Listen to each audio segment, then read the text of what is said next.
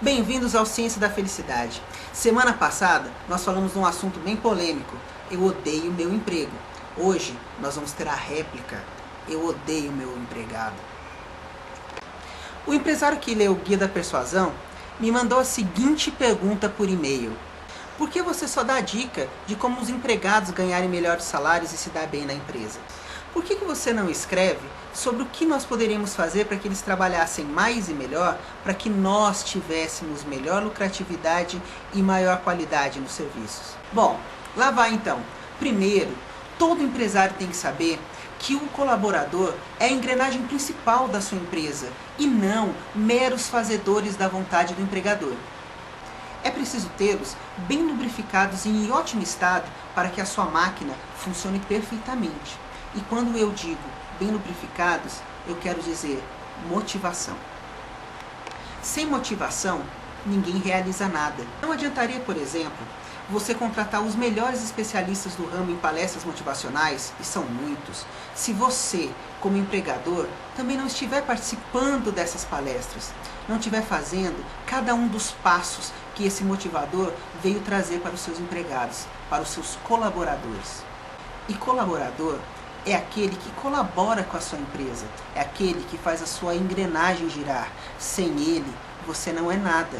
Ele é tão importante quanto os seus clientes. Se você não prestar atenção e não internalizar essa ideia, dificilmente a sua empresa vai ir para frente por muito tempo. Se você realmente deseja que seus funcionários respondam às suas expectativas, é preciso um pouquinho mais do que motivá-los. É preciso ter respeito por eles. Aí você me diz, mas você só está me falando coisas que eu devo fazer. Mas o que eles devem fazer? A questão aqui não é o funcionário ou o colaborador, melhor dizendo. É sim internalizar em você como empreendedor uma pessoa que valoriza a engrenagem da sua empresa. Eu não quero dizer com isso que como administrador você deva ser punido. Não, longe disso.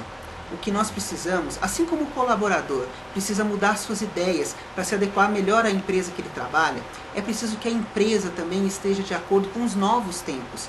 E os novos tempos pedem motivação e respeito aos funcionários. As histórias que seguirão são de pessoas reais e elas contam casos verídicos de como as empresas não se portaram bem diante de excelentes funcionários. Ronaldo era um executivo que foi trazido para Goiás para trabalhar em um grande atacadista. A função dele seria comandar o departamento de marcas próprias. Quando ele foi trazido, foi acordado um salário de R$3.000, mais comissão em cima da venda dos novos produtos. Em 6 meses, ele criou uma marca de margarina vendida até hoje. Mas assim que as vendas começaram a subir, ele percebeu que o salário dele não estava indo na mesma direção. Então ele foi até a direção da empresa para saber o que estava acontecendo. E o que ele descobriu foi, a empresa disse que não ia cumprir esse contrato, porque ele estava se tornando um funcionário caro. Então, o funcionário que procura os direitos dele, ele em geral tem dois fins dentro da empresa. Ou ele é demitido, ou ele aceita ganhar menos do que ele ganha realmente. Né? O que aconteceu com ele, com o Ronaldo dentro dessa empresa, foi que eles ofereceram ele continuar no emprego, mas sem a comissão.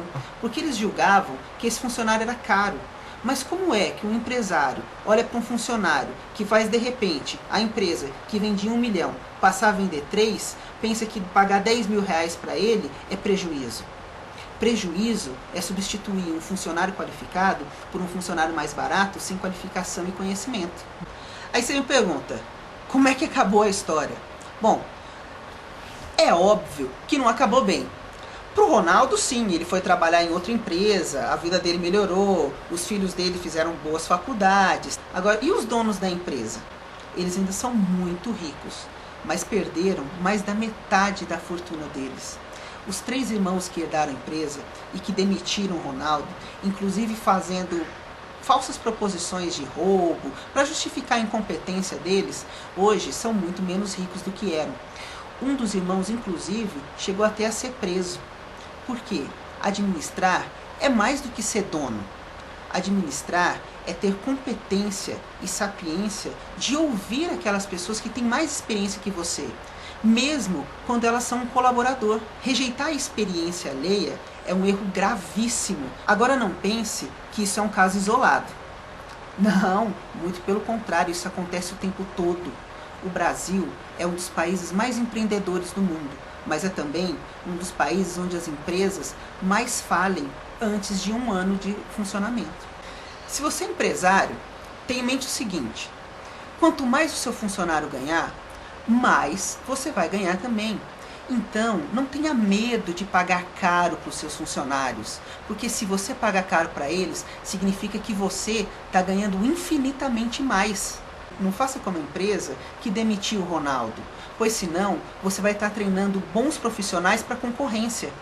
Agora presta atenção nessa outra história, numa história de motivação, numa história de sucesso. Uma indústria paulista, há mais ou menos uns 5, 6 anos atrás, promoveu um concurso onde o funcionário que desse a melhor ideia ganharia um carro novo. O problema é que a empresa ela tinha funcionários de várias alturas diferentes.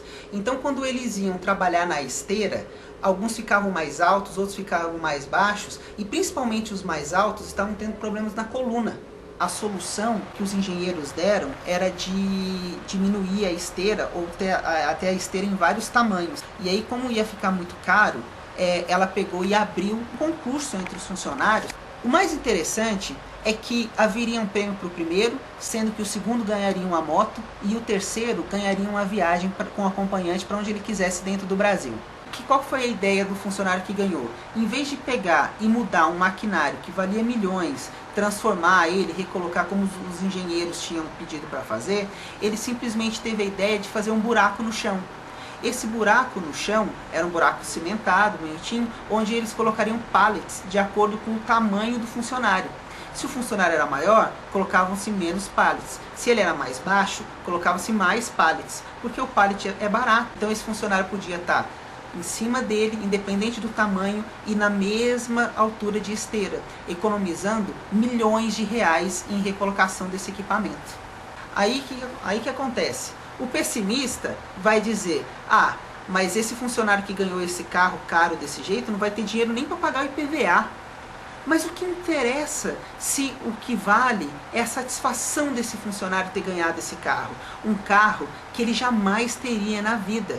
Pode ser que ele tenha vendido e comprado uma casa, pode ser que ele simplesmente tenha andado um dia e vendido, passado para frente ou ficado mesmo com o carro, não interessa.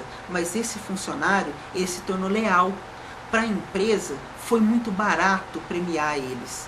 O segundo lugar ganhou a moto, o terceiro viajou com a família e todos os outros empregados estão doidinhos para surgir um novo problema para que eles possam resolver. Por quê? Porque eles são motivados, e uma empresa que motiva é uma empresa de sucesso.